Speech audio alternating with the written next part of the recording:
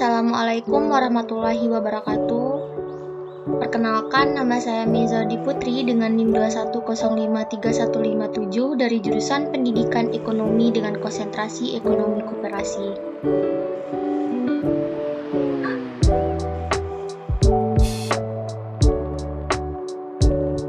Baiklah, saya dari tim 1 yang akan saya jelaskan tentang kasus saya, yaitu tentang penimbunan bahan pangan yang ada di Sumatera Barat dengan mata kuliah Ekonomi Islam dan dosen pengampu Bapak Dr. Zul Afdal MPD.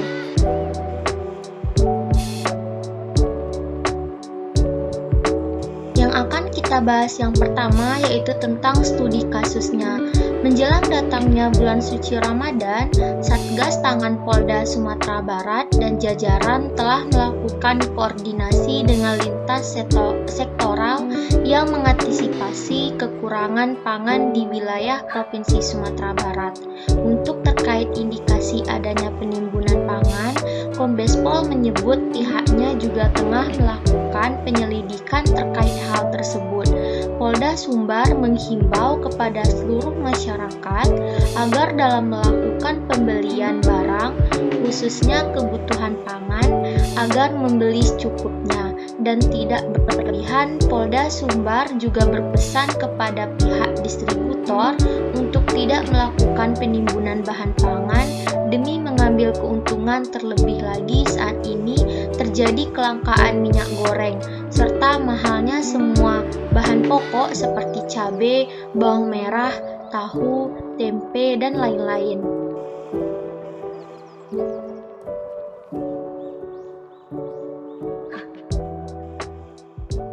Analisis kasus yang akan kita bahas yang pertama yaitu tentang pengertian ihtikar atau penimbunan barang. Yang kedua yaitu ada faktor penyebab terjadinya penimbunan barang.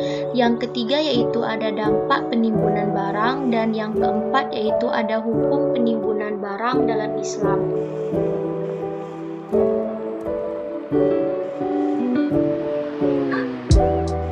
Yang pertama yaitu kita akan membahas tentang pengertian ihtikar atau penimbunan bahan pangan. Ihtikar secara etimologi atau bahasa adalah masdar, yaitu kata kerja yang dibendakan dari fiil madi ihtikar. Akar kata dari hakara. Hakara menurut bahasa adalah istabada yang artinya bertindak sewenang-wenang. Maka kalimat ihtikar alsa syai'a yang artinya menumpukan sesuatu dan menahannya dengan menunggu naiknya harga lalu menjualnya dengan harga yang lebih tinggi. Ihtikar atau penimbunan barang adalah membeli sesuatu dengan jumlah yang besar agar barang tersebut berkurang di pasar sehingga harganya atau barang yang ditimbun tersebut menjadi naik, dan pada waktu harga menjadi naik barulah penjual melepas barang dagangnya atau dijual ke pasar sehingga penjual mendapatkan keuntungan yang berlipat ganda. Pendapat lain mengatakan bahwa ihtikar adalah membeli barang ketika harga sedang mahal, menyimpan barang tersebut sehingga kurang persediaannya di pasar.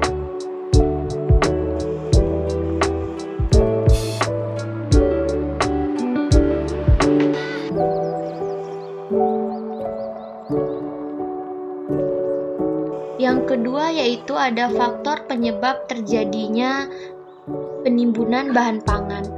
Hal-hal yang memungkinkan timbulnya penimbunan barang bahan pangan yaitu yang pertama, produsen atau penjual yang mempunyai hak paten untuk output yang dihasilkan seperti hak pengarang, merek dagang, dan nama dagang. Yang kedua, produsen atau penjual yang memiliki salah satu sumber daya yang sangat penting dan merahasiakannya, atau produsen atau penjual yang memiliki pengetahuan yang lain daripada yang lain tentang teknis produksi. Yang ketiga yaitu pemberian izin khusus oleh pemerintah kepada produsen tertentu untuk mengelola suatu usaha tertentu pula. Yang keempat yaitu ukuran pasar begitu kecil untuk dilayani lebih dari satu perusahaan yang mengoperasikan skala perusahaan optimum. Dalam kenyataannya, kadang-kadang didapatkan pasar yang hanya mungkin untuk dilayani oleh suatu perusahaan saja yang mengoperasikan segala produksi optimum, misalkan dalam bidang transportasi, listrik, dan komunikasi. Pasar monopoli yang muncul sering disebut juga dengan monopoli alami atau natural monopoli. Yang kelima yaitu pemerintah menetapkan kebijaksanaan pembatasan harga. Kebijaksanaan pembatasan harga ini penempatan harga pada satu tingkat yang serendah mungkin dimaksudkan agar supaya perusahaan baru tidak ikut memasuki pasar. Kebijaksanaan harga biasanya diimbangi juga dengan kebijaksanaan promosi penjualan secara besar-besaran.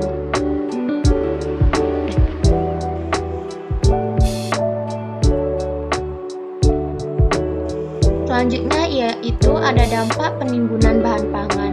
Adapun dampak perbuatan penimbunan ini dapat menimbulkan dampak terhadap aktivitas perekonomi masyarakat, yaitu akibatnya akan terjadi krisis ekonomi seperti mahalnya harga-harga dan kesulitan seseorang untuk mendapatkan bahan-bahan makan pokok maupun bahan-bahan lainnya yang ditimbun oleh para pedagang. Tidak hanya krisis ekonomi, akan tetapi krisis moral juga akan terjadi bagi mereka para penimbun, karena tidak adanya kepedulian sesamanya. Mereka hanya mementingkan isi kantongnya sendiri tanpa memperdulikan orang lain. Apabila pemimpin menjumpai ada seseorang yang menimbun, maka pemimpin berhak memaksa penimbun untuk menjual timbunannya dengan harga yang wajar dan menghukumnya dengan hukuman yang sesuai dengan kesalahannya.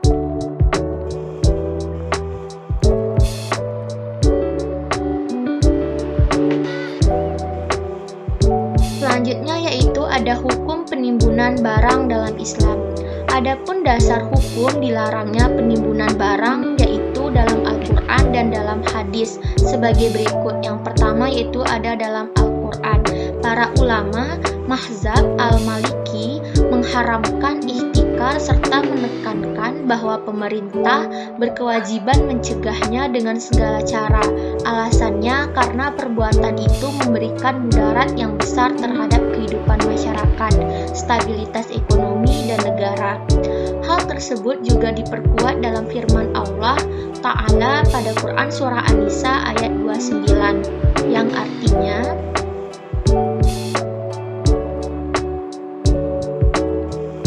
orang-orang yang beriman, janganlah kamu saling memakan harta sesamamu dengan jalan yang batil, kecuali dengan jalan perniagaan yang berlaku dengan suka sama suka di antara kamu. Dan janganlah kamu membunuh dirimu, sesungguhnya Allah adalah Maha Penyayang kepadamu. Selain itu, adapun hadis Umarah dari Nabi Sallallahu Alaihi Wasallam sebagai berikut. Siapa menimbun makanan kaum muslimin, niscaya Allah akan menimpakan kebangkrutan atau penyakit. Hadis riwayat Muslim. Selain itu, adapun syarat-syarat yang dikatakan ihtikar atau penimbunan barang. Ihtikar terjadi bila syarat-syarat ini terpenuhi. Yang pertama yaitu mengupayakan adanya kelangkaan barang baik dengan cara menimbun atau mengenakan entry barriers. Yang kedua yaitu menjual dengan harga yang lebih tinggi dibandingkan harga sebelum munculnya kelangkaan. Dan yang ketiga yaitu tentang mengambil keuntungan yang lebih tinggi dibandingkan keuntungan sebelumnya. Selain itu, para ulama berpendapat dalam hal bahwa yang dimaksud dengan menimbun barang yang haram adalah memiliki kriteria sebagai berikut. Yang pertama yaitu barang yang ditimbun adalah kelebihan dari kebutuhannya. Berikut tanggungan untuk persediaan setahun penuh, karena seseorang boleh menimbun untuk persediaan nafkah dirinya dan keluarganya dalam tenggang waktu selama 1 tahun. Yang kedua, bahwa orang tersebut menunggu saat-saat memuncaknya harga barang agar dapat menjualnya dengan harga yang lebih tinggi, karena orang sangat membutuhkan barang tersebut kepadanya. Hingga yaitu tentang penimbunan dilakukan pada saat di mana manusia sangat membutuhkan barang yang ditimbun seperti makanan, pakaian, dan lain-lain. Jika barang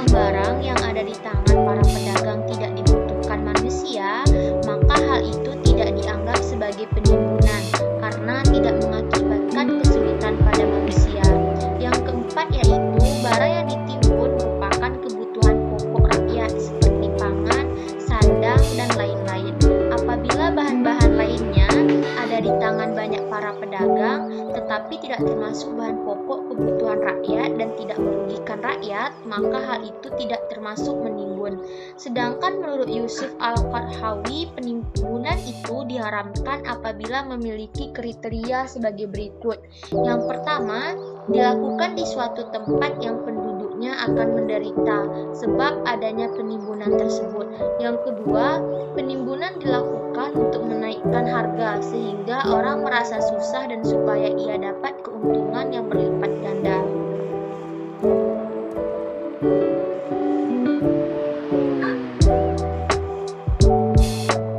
Sekian penjelasan kasus yang dapat saya sampaikan. Terima kasih. Wassalamualaikum.